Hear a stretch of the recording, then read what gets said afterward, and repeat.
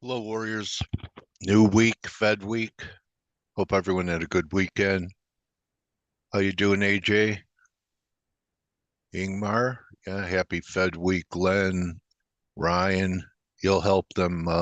You'll help everyone make it a good week. I know, Ryan, AJ. Hugo, how are you? Blake. Okay. James. Hi, Laura. I just wanted to show sometimes you get similar patterns in different markets. I've always contended that the Dixie and the gold silver ratio were somewhat tied to each other. Well, a picture speaks 1,000 words. So the dollar had this spike, moved sideways, kept trying to rally and fail, and is back at major support. So if you do the same thing and take a look at the picture, which is continuing to work today, is the gold silver ratio. It's the same type of scenario, only the peak happened at, I don't know, 6 months, a year earlier than the dollar, a year, I think, where you had this big move. And, this was the best retrace we could get. Last week was significant. I think there have been enough tests of 90. So what you could expect is a move back down towards 70, just like the dollar index is at major support. Okay, so to me, that's saying, sell gold and buy silver. Or if you're a precious metal trader, your biggest bang for the buck is going to be silver. Because, if we go to 70, that's another 15, 20% outperformance over gold. That, it's really, kind of like become the NVIDIA of the precious metals, and even some of the other white metals. Platinum's down today, but that's threatening. Palladium has gotten a nice lift, so the white stuff has been moving pretty good. Even the shares, they even lit up the miners last week. So you got to buy pullbacks. There's silver. This will be a continuation breakout here on the juniors. AG actually went all the way back to the lows because of a buyout of another mine, a very large find, but held where it had to. And these little ones pulled back. Look at this perfect pullback to the breakout and then a real powerful week. I'd buy any pullbacks here. This is one I featured a long time ago based upon the monthly chart and thinking that we would get to 10 eventually, which is pretty obvious monthly resistance there. So if you just take the move from here, 2 to 6, that's 4. And if this is going to be a 3, it could be 6.5, could take you back up here. So wrong under 4. So you could buy a stock and risk a buck, looking for 4. It's, that's 80% or so. That's one of the better looking silver charts. SILJ looks good too. And then on the other side of the coin, you have things like, if I go to a shorter time frame on Numa, like a daily, because I know everyone's, really focused on the metals. You get a different message. It's at new highs with gold, but look how long it's been diverging. It's not confirming. I'm not saying short it, but maybe you take a little something off the table. GDX finally made a new high, but look at this. We're still diverging. And really, if I look at Newmont, it's almost like a, textbook, um, drive 1, drive 2. So I want to go to our team. Just wanted to show the parallel between the gold silver ratio and the dollar, and following through in the dollar. Ryan, how are you this morning? Morning, sir. How are you doing? Pretty good. So, looks like we're threatening this flag breakout. Blake went through all FX last week showing bull flag, bull flag, bull flag. They're everywhere. So are we going to have new highs for the move coming in Euro this week with the Fed? And guesses are all over the place. If he's going to front load it, it's all going to be defined at the presser. And do you think markets would be disappointed with a quarter now that there's hope for more? Yeah, my base case is if they go a 25, it's going to be a dovish 25, and they won't take 50 off the table any which way because it gives them the optionality. But if they go 25, I think they'll probably set up for a series of 25s. So that will negate the need to do a 50, but keep the doves happy that they may go sort of consecutive months through into the new year. So it all depends on the message. Just going to 25 on its own with unchanged message, that'll be pretty bullish for the dollar. So you're probably going to see euro and the likes, cable heading downwards. But if they are very dovish, if they go 50, surprise the market and give a dovish message, then we're probably through 112 in a blink and looking at some big old levels above there. 115, could you make a case for 115? That's okay, 114, 115. Yeah, I could. That would 115 is an absolute monster. It's the same as the 105 on the downside. One of those Okay. really long term, multi-year levels. That would be absolutely huge if we get up there. If you stick a line in there somewhere, you'll see Yeah. it just goes back and back and back. Yeah. Early Okay. 2000s, that sort of thing. So yeah, I could see a case for that. But you can sort of make it out there, yeah, on that Yeah. screen. I see it. Um, yeah, so I could make a case for that, but I think if it's a 25, it's a dovish 25. If it's a 50, then it's more of a probably a pause, a 50 and pause type move. But the market's going to jump around all over the place. Okay. Any signs, any important levels? I looked at the monthly on the yen, over the weekend when I'm bored. Uh, I'll look, I'll look at, I'll look at monthly charts, and maybe it was the weekly. But anyway, this 140 level Yeah, is on some, real important moving averages. Huh, I don't know. That's what I one thought I saw it there. 139 2030 is the 38.2 fib of the 2021 move. Okay. 138 is a big support and resistance level when we were coming up. So that's something to take note of as well. So there are big levels in dollar yen, but you've got to be very careful with that one with the volatility at the moment. Yeah, so it's still not confirming anywhere. And if it's connected to yields, it's certainly hard to, try and play for yields to rise in Yeah, front of the Fed, right? So yeah, maybe this happens, some type of reaction low in the yen after the Fed. yeah. Well, if they're not as dovish as the market wants, you're going to see yields rally, and you're going to see the dollar yen rally. And we were talking about this on the flow show. Where does it Okay. rally to? You can throw a dart at it. 144, 145. Yeah. Given the volatility in it, you wouldn't rule it out. All right. So yeah, There's yeah. it's a bucking bronco, this one. Okay. Um, Canada's been one of the only ones to resist dollar weakness. Any reasons for the way Loonie, even Aussie is, you know, uh, performing along with dollar weakness, and for the last 2 weeks, Canada hasn't been able to follow through. And then Oh, me. 136, huh? It's like What? me. I want to answer. I want to answer. No, I'm just kidding. Good morning. Okay. Raise your hand. I'm raising. All right. All right. Go ahead. You Yeah. want to answer? Uh, Let me jump in really quick, and Ryan, let me see if you agree. And this is something that actually I actually showed the chart on the week ahead video this week. I think positioning is squaring up. I mean, we okay. talked about it so often for like 2 months that the when whole we're fast down money, here. yeah, hedge fund community was looking for 140.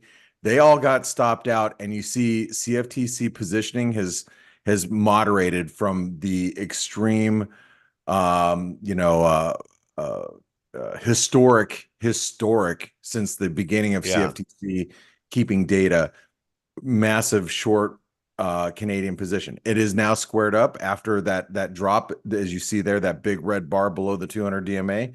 Yeah. Squared up the positioning, and now here we are, 3 weeks later. And I think the thought process of a reality of the Canadian actually dollar Canadian heading back towards 140 is not impossible, especially if the dollar rallies following a more hawkish Fed. That would be my answer. So, oh, okay. Well, the dollar, I mean, this but was the dollar's got to do some work, as Ryan's talking about. I mean, the dollar would actually have to be the second part of this equation. But if you look at the Canadian across the board, go look at the Euro Canadian, look at the pound Canadian. It's breaking out today. We just posted in our chat room about half an hour ago. I mean, these are some pretty big moves out of the Canadian across the board. It's not just the dollar Canadian holding up well. So, okay. Don't ignore this natural gas that's pulling back. You know what? I was thinking about this, Blake. Tell me what you think. Even if it's, we're not going to know if it's a dovish cut until the presser, right? Because that's right. So if we get only a quarter, I'm thinking some markets are going to sell off in a little bit of disappointment. And I'd be looking to buy that dip. So any market disappointment, there's nothing I really want to short on the board after last week. Well, I don't want to short metals. I don't want to short energy. I don't want to short FX. Of course, you don't want to short metals. What is there to short? Do I want to short bonds? It's like long everything. Well, I don't know, Dale, but I got somebody here that I think that might be able to answer that, which would be Steve. I think Steve is here today. Oh, Steve, yeah, all one market, everything going up with a weaker dollar and lower yields. Just be long the world in this environment. I guess I don't have any objection to what you just said, with the only difference being that I want to add that I don't think it's something that's here to stay long term, right? I think it's a temporary situation. Situations like that do happen when we are in transitory, let's call them, conditions, as we are at the moment with monetary policy, right? So, not a big surprise. All one market, Steve. It's still all one market. There's no differentiation. I mean, even with, being a precious metal bull, it's not like equities have been weak.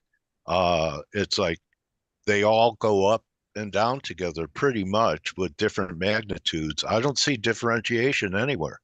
At a very big extent, that's a good point. Yes, it all trades like one market. Yeah. Everything begins, as always, from fixed income, right? Yeah. And it continues from there, right? Everything is following what bond traders are doing. Yeah. So you're either, come in with a bullish bias and, try and go with the relative strength if they pull back, not what's been, carrying up the end of the line and getting bounces with strength. But I just don't, and I love to short things. Because I think I know you do. Because down is faster. I do believe that. So, but I can't find anything I want to short. But up usually, if we're talking about equities, up lasts under normal circumstances a lot longer. That's why they say up with the escalator, down with the elevator, right? Yeah, I mean, this looks like a layup. I think I thought that here too, though, going home that Friday, and then we had this.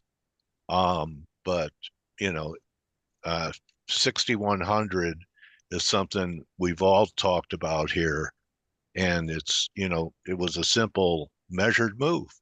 And look, I ignored it a few times, but if you just take this as a triangle, this was the high at 48, and this is where Ryan put a stop in and rode this. But the entirety of the formation is 1,300 handles. 1,300 handles gives you 6,100. At the moment, if I remember right, my comments about the stock markets in this end of week analysis as well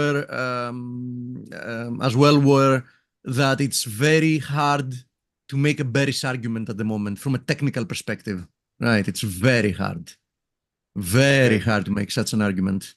Yeah. So Greg is shows this as 5. And I'm thinking this is 1, 2, and then we'll get the third drive up here at 6,100. And it's not just a number. You're going to want to see a lot of divergences up there if it gets there, but probably won't at first. But that's the way it looks to me. 6,100 in the S&Ps probably in the next couple months. I mean, as I said, very hard to make a counter argument. Yeah. Okay. All right. And gold silver ratio, did you see that segment? Yes. Major supports at 70. That's still a big trade. And then if we get to 70 and take it out, just like the dollar index is going to take out par eventually, that measures much lower.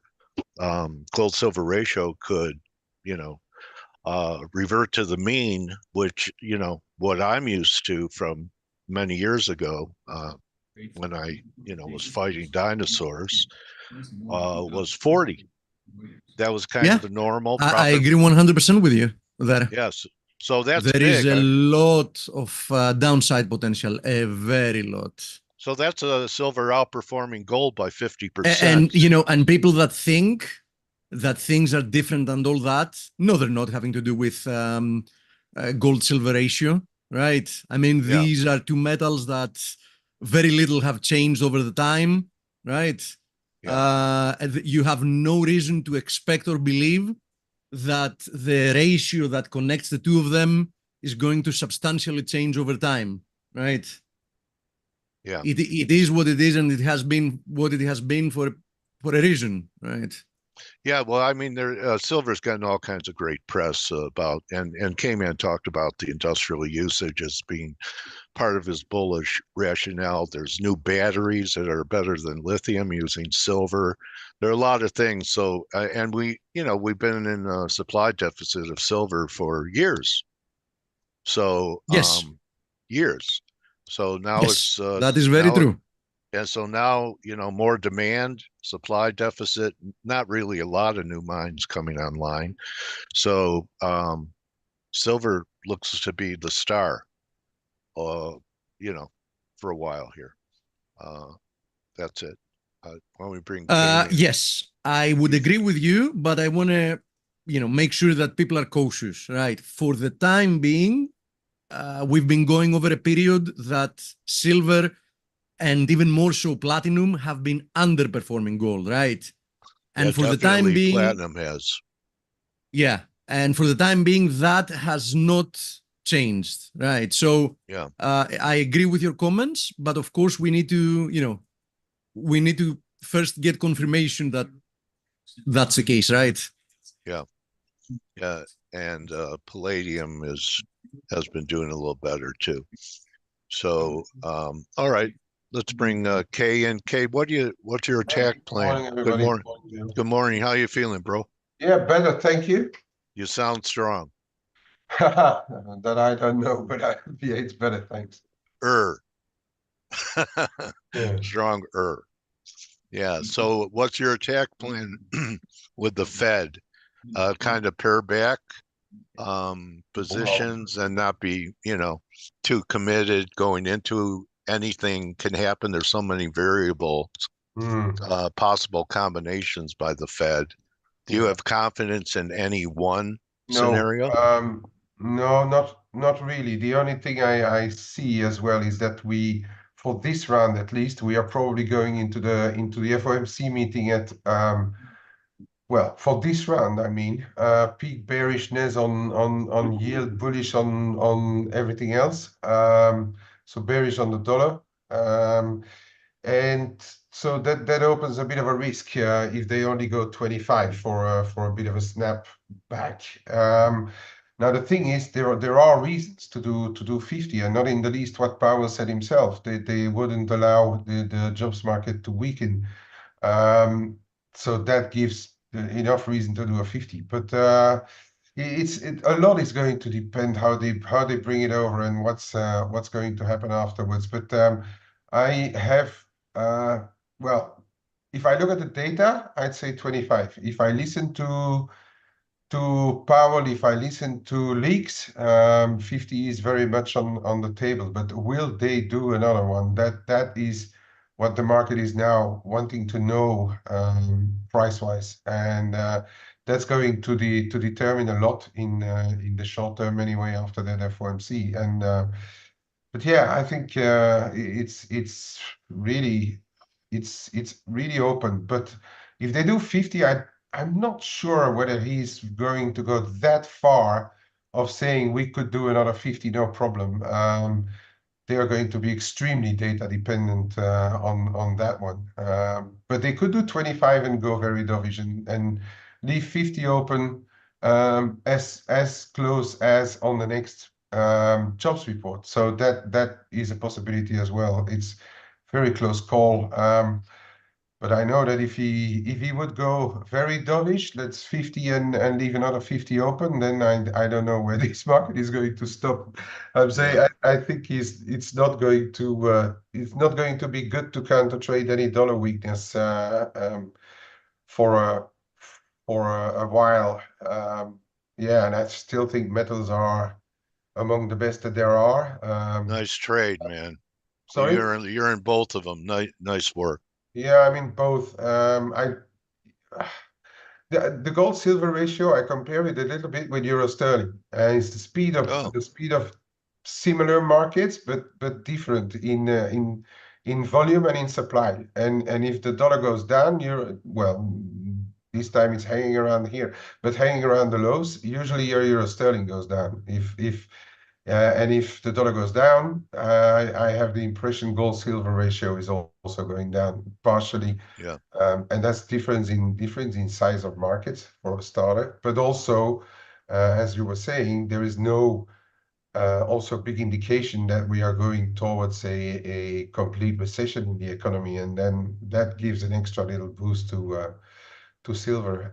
But gold is holding up. I think people just trade or try to only trade dollars, but it's geopolitics for me as well are still in the picture, and those are supportive for gold too.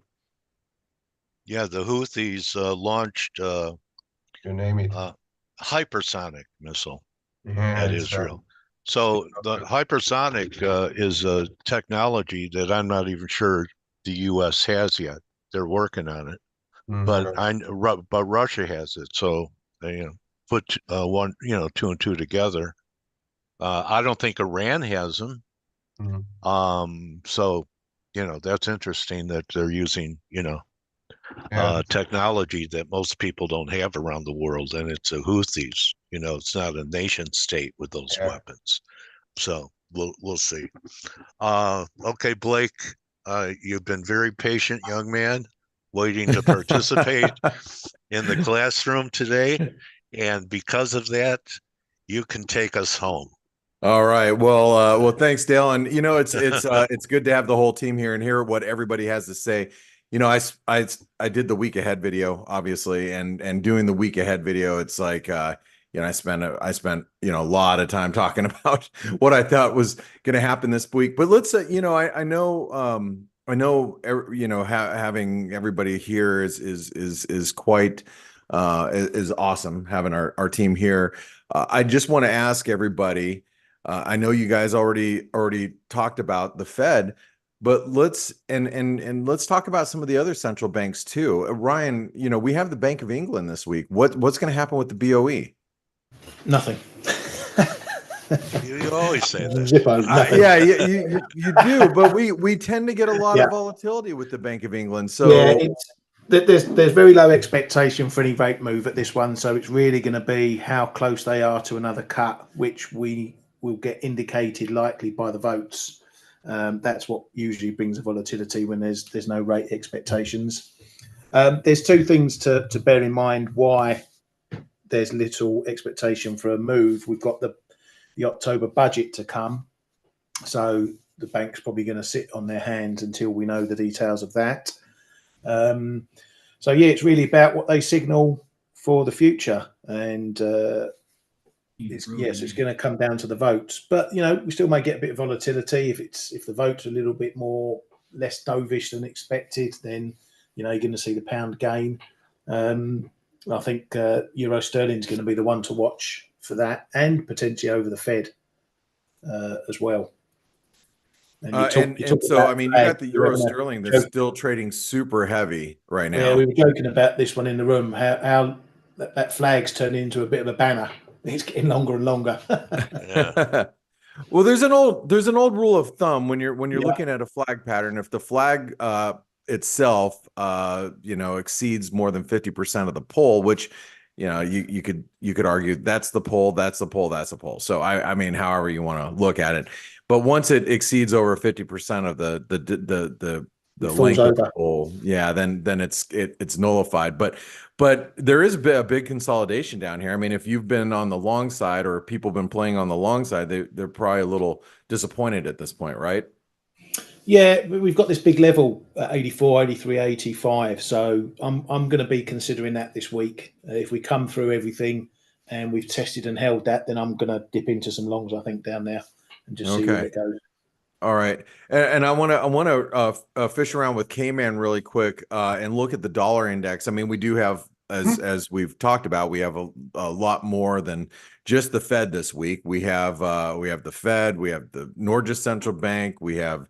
And I missed that one on Friday because I filmed early, but I missed the Norges Central Bank. But we have South Africa Reserve Bank, we've got the Bank of England, Bank of Japan, and you got the dollar index that's like literally sitting at the bottom of its range. Are you a dollar bear down here, K-Man? Well,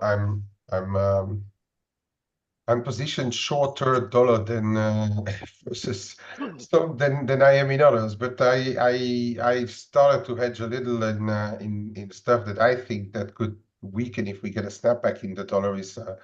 I mean, I bought some dollar CAD and bought some dollar rand, but yeah, I should have done dollar mix. You should have told me earlier. Oh yeah, I did. I'm actually I just scaled out of half of my dollar max from this morning. So just doing it right now. Yeah, there is enough uncertainty not to go completely gangbusters short or stay gangbusters short dollars.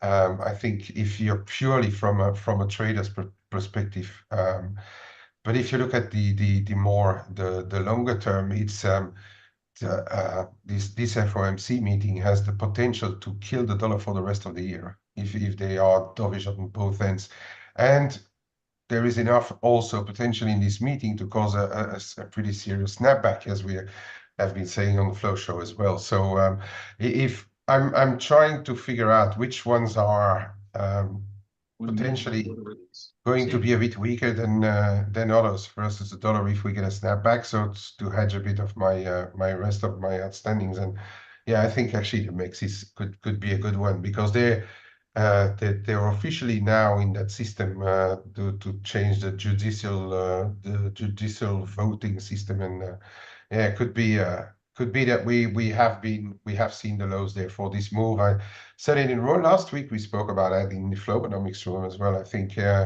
somewhere between 19 and 1920 to perhaps find the bottom on the dollar mix too.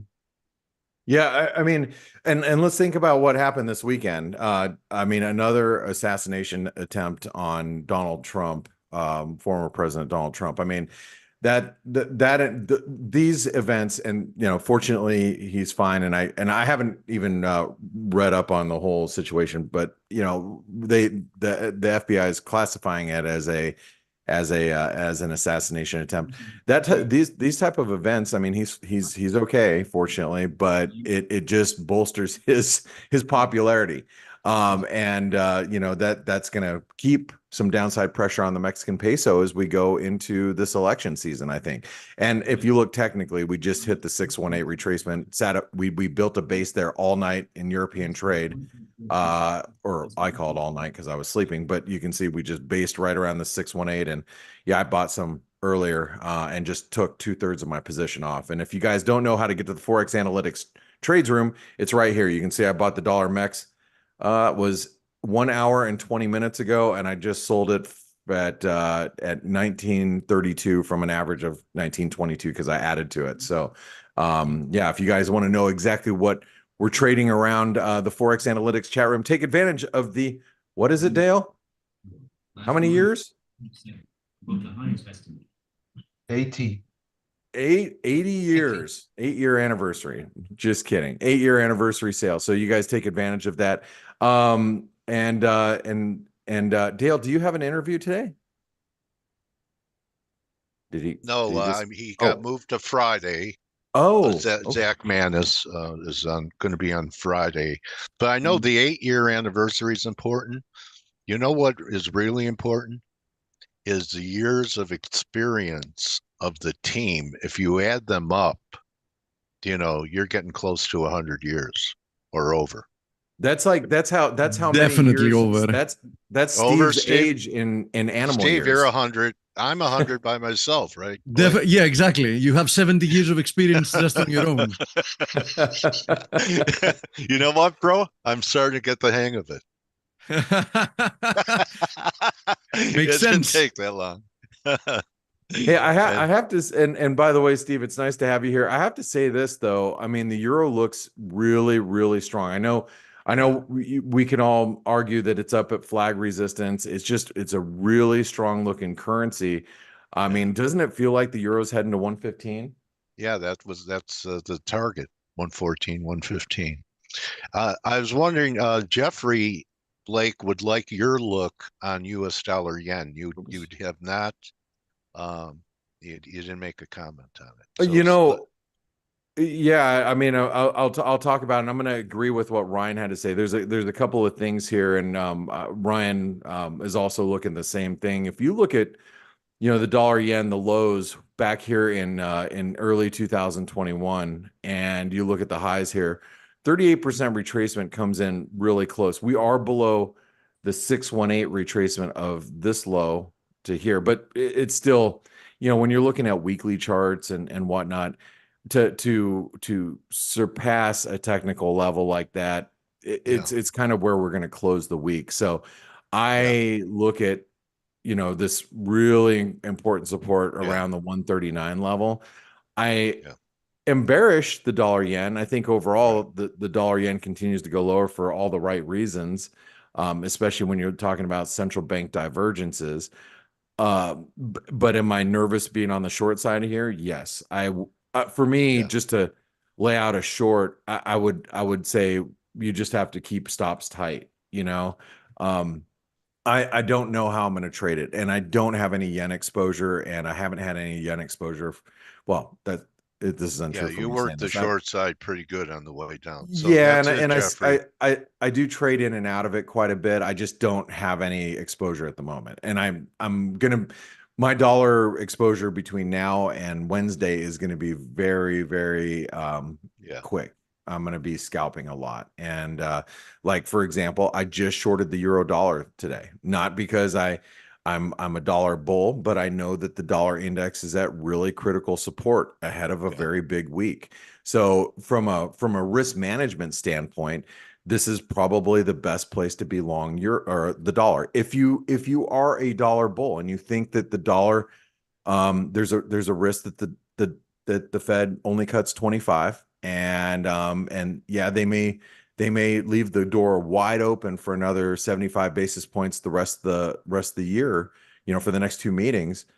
But if if they still march around saying that the inflation fight isn't over, and the economy still looks relatively strong, blah blah blah blah blah. I mean, the dollar could get a bounce right back to 150 very easily. And like I said, from a trading point of view, the only thing we have control over is our risk. That's all we do. Like, I mean, I don't know what's going to happen. I don't know. I can make my best guesstimate on what I think is going to happen. But bottom line is, I don't know, nor do you. So all we can really control is our risk and manage it from here. So that I know that dollar index is at great support. Sorry, Dale, go ahead. Yeah. If you pull up the weekly, there's also a risk of this scenario because of the inside week we had last week. So we're already challenging and taking out last week's lows here. Yep. So, okay. So if it reverses on the Fed, we could end up having an outside week to the upside if we take out last week's high. Oh yeah, out. That would really start a squeeze. I think it'll be a short at 102. There's that 102.50. Just took a different pathway to get there. So be careful of that. I'm not. I think that might happen. Yeah, and I'm with you, Dale. I don't think that this is the time or the place to be really bearish the dollar until we get confirmation. Now, Jeffrey asked, what about the yen index itself? Let's take a look at the 6J, and I'm going to bring in K-Man a little bit since he really focuses on the yen. But you look at the 6J, yeah, we're at the 618 retracement, and I would argue that probably at some pretty good resistance here. So, do you step in front and just start, shorting the dollar yen right here and buying yen? I think it's dangerous, and this is such a big week with the BOJ, such a big week. Okay, man, what do you say about the yen here? Yeah, well, I mean, you guys showed it already. Depending where you take the low, it's 139 and a quarter or 138 3/4. I think it's a big enough level to respect it right now. And but what I did note, and that supports the bearish case if it stays there, is that for the first time since we actually had even interventions included, 2020, what is it? They started in 2022, 3, somewhere. Interventions included, this is the first time that we open a week below the weekly Ichimoku cloud, which is pretty important as well if you are Japanese and you know how the Japanese trade. They are viewing this. Of course, we're going to have to see where we close the week, but it's you've got it there on your left-hand side, actually. The low of the cloud this week is, I think, around 141.30. That's going to be a very interesting watch post FOMC and post BOJ, of course.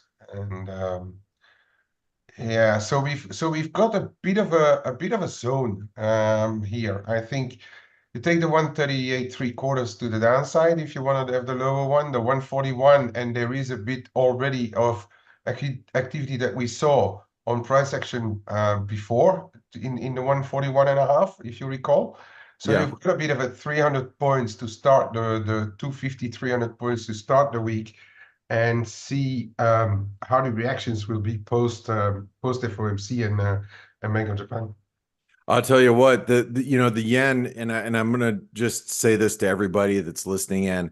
This is one of those currencies, and it's become one of those currencies that is extremely volatile, and we are seeing some very wide moves. And you look at the dollar yen just right now. I mean, we've gone from 139.78 to 140.30. That's a 60 pip rip up in your face over the course of the last 10 or 15 minutes we just been talking about it. So, this is a couple of things, and the reason why I mention this is because the volatility is really quite high in these yen pairs. So you got to trade smaller because, you don't want to be stuck on the wrong side of a 60 pip move. But at the same time, if you guys want to take advantage of the trader funding program, first time we've ever offered a 20% off on the trader funding program, you want to be able to pass an assessment because of the massive amount of volatility. Check this out. because you'll get a one-on-one consultation with me included with the trader funding program. Just the month of September, we're offering that discount. So, I mean, these are the kind of moves that we, you know, that you can pass an assessment really quick, but you also have to do it carefully. Don't trade large in the yen pairs. Have you taken down your position size much, K-Man, in the recent weeks? Oh, of course. And not only the position size, but also the length in time of my positions.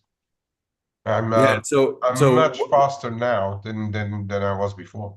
Yeah, and that's high volatility, guys, and that's a great thing in the markets, right, Dale? I mean, sometimes we're in markets that we really are like sleepy markets, but right now, high volatility. And you know, Steve, I don't know if Steve's still here.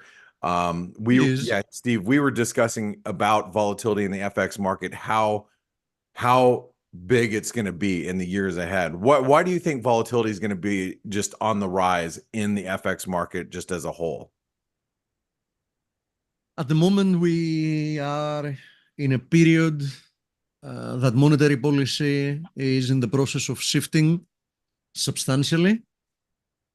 And whenever that happens, despite central banks not working as they are supposed to be working, they're not working in isolation in an effort to do the best for their country, but at a big extent they work in tandem to make sure that in general they keep volatility low. But even in that attempt, when monetary policy is changing dramatically, the pace at which it happens, even if you make an effort for it, will not be synchronized. And hence, market expectations are going to be shifting on a weekly, monthly basis.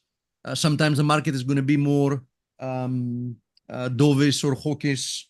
The dollar sometimes is going to be some other currency, and that is going to create a lot of FX volatility this year, in my opinion. This season, I mean. I'm not talking about 2024, the 2.5 months we have left. Right. Yeah. This is going to be a massive year. Anyway, it's great time to be in the markets, guys. And it's great time to be part of the Forex. Yeah. And it's a great time to be part of the ForexAnalytix community. So, Dale, I think, it's going to be a very busy week. We've got a huge schedule this week, and, today might be a little, well, actually, I don't think today's going to be very slow because the dollar index is at really key support. Like I said, yeah. I've already shorted the euro. I played the dollar mex on the long side. I'm shorting the euro right now because I think it's up at key resistance. I think we're going to get some volatility today, but expect it all week long. We have several central banks meeting. The Fed expectations are going to be shifting, and we're going to see massive amounts of volatility. So, with that being said, Ryan, K-Man, Steve, Dale. Well, Dale, I'm going to pass it back to you, but it's really nice to have you guys all here this week and being able to chime in on what your thoughts are this week. So thank you very much. All right, Blake. Yeah, cheers, guys. Strong team, dream team. Learn from people who are better than you, and you'll rise to their standards. Surround yourself with traders that are better than you. And I don't know. And if you're great and better than everyone else, we'll learn from you. So definitely consider the deals that Blake is offering, because, Steve makes a great point. We're entering new regimes. That means, many trading opportunities. And look at what happened to yen just for a scalp during F.A.C.E. But don't rely just on F.A.C.E, because as I've said, a lot of the reversals and turns and trading ideas happen after F.A.C.E and after the stock market opening and during the day. So, and one other advantage is if you're busy during the day, the technology that ForexAnalytix has is going to keep you alert. All right, you're going to get notifications on your phone so that you don't have to be chained to your trading station. And I think that's a big advantage, especially if you're a swing trader. If something big happens, the educated eyes of the team will let you know. And that's comforting being a trader. You know, if any big move is happening, you're going to be alerted to it and not just come home after being gone for the afternoon and see, oh, what happened. You'll know what happened. And that's a wrap, everyone. We'll see you for Turnaround Tuesday. Thank you, K-Man. So glad you're feeling better. And Thank you, Dale. Ryan, buddy, always great to hear your ideas, and hope one day you guys might consider hiring me for the Flow Show. Yeah, if you're up early enough, mate. When I move to a different time zone. And anyway, everyone, let's have a good week. Let's wrap up September strong and manage risk. Really manage risk this week. And you know what? You don't have to do anything in front of the Fed. No one has a gun to your head except you, pointing it at yourself. You could be flat, and I guarantee you, after the event and when the dust settles, the market will be here. Make sure your equity is. So don't just count your pips, count your blessings, everyone. And we'll all see you tomorrow. Good Thanks, hunting. Coach. All right, guys. Sign up today. Adios. Thank you, guys. Cheers, mate.